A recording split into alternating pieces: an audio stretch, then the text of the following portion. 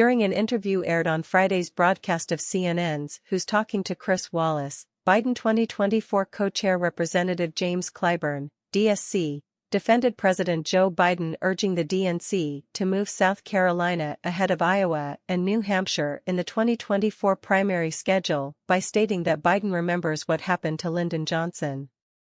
He goes up to New Hampshire and gets embarrassed and drops out of the race. So, why should he expose himself to that?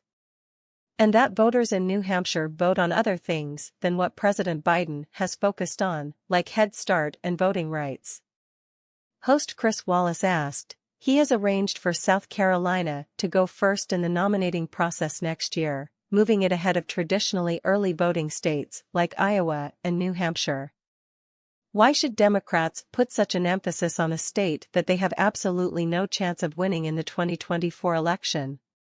Clyburn answered, why should President Biden sit back and allow a state that he finished fifth in to be first up? He remembers, I've talked to him, he remembers what happened to Lyndon Johnson. He goes up to New Hampshire and gets embarrassed and drops out of the race. So, why should he expose himself to that? Because in New Hampshire, how many people in New Hampshire actually really care about things like Head Start and voting rights? And so, they vote on other things.